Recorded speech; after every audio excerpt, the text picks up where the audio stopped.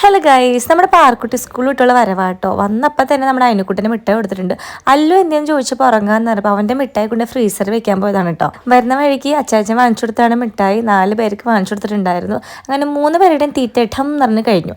അല്ലുക്കുട്ടൻ വന്നപ്പോൾ ചേച്ചിക്ക് ഒരു സർപ്രൈസ് തരാണ്ടെന്ന് പറഞ്ഞിട്ട് ഭയങ്കര വലിയ കാര്യത്തിന് ഫ്രിഡ്ജിൽ നിന്ന് മിഠായി കൊടുത്തിട്ട് ഇങ്ങനെ നമ്മളൊക്കെ കാണിക്കില്ല, അതേപോലെ എടുത്ത് കൊടുത്തിട്ടുണ്ട്. അവൾക്ക് ഭയങ്കര ഇഷ്ടമാണ് ഇവരെ കെയർ ചെയ്യണ കാര്യങ്ങൾ, ഇവർക്ക് വേണ്ട കാര്യങ്ങൾ ചെയ്ത് കൊടുക്കുക എന്നുള്ളത്. അതിനും ഈ കാര്യത്ത് കാശുക്കുട്ടൻ അതിനൊരു കയ്യിൽ തട്ടി പറിച്ച് മിഠായി വാങ്ങിച്ചിട്ട് പോയിട്ടാ. കാശ് ഒരു ഭീകരനാണ് മിഠായി തിന്നുമ്പോൾ. ഇവർ രണ്ടുപേരെ കയ്യിൽ നിന്ന് കൊച്ചു കിട്ടും. അമ്മതേ തുണി മടക്കി വെച്ചോണ്ടിരിക്കുകയാണ്. അഞ്ചുമായിട്ടൊരു ഷൂട്ടിന് പോയതുകൊണ്ട് തന്നെ കാശിയും പാറും ഞങ്ങളെടുത്താട്ടോ. അപ്പോൾ അവൾക്കൊരു ദോശയൊക്കെ ചുട്ടെടുത്തു. എന്താണാവും, നല്ല കുട്ടിയായിട്ട് അത് ഫിനിഷ് ചെയ്തിട്ടുണ്ട്. അപ്പോൾ അവർക്ക് വേണ്ടി മുട്ട വെച്ചിട്ടുണ്ട്. ചായ വെച്ചുകൊണ്ടിരിക്കുകയായിരുന്നു ഞാൻ.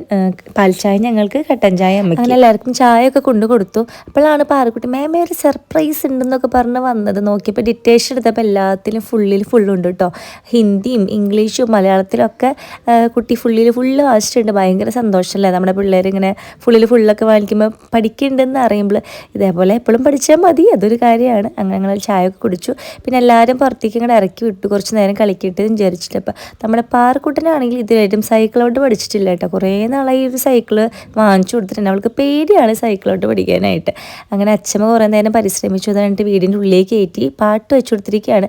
എപ്പോഴത്തെയും പോലെ തന്നെ ഇലുമിനാട്ടി വെച്ചു കൊടുത്തിട്ടുണ്ട്. വൈകുന്നേരം ആയപ്പോൾ അച്ഛമ്മയും മോളും വിളക്കൊക്കെ കാട്ടിയിട്ടുണ്ട്. കൂടെ നമ്മുടെ അനൂസ് ഉണ്ട് കേട്ടോ. ഒരു കാർട്ടൂൺ വെച്ചിട്ടുണ്ടായിരുന്നു. അപ്പോൾ ഏറ്റവും കൂടുതൽ ചിരിക്കുന്നത് ആസ്വദിക്കുന്നത് കാർട്ടൂൺ കണ്ട് നമ്മുടെ അമ്മ തന്നെയാണ് കേട്ടോ.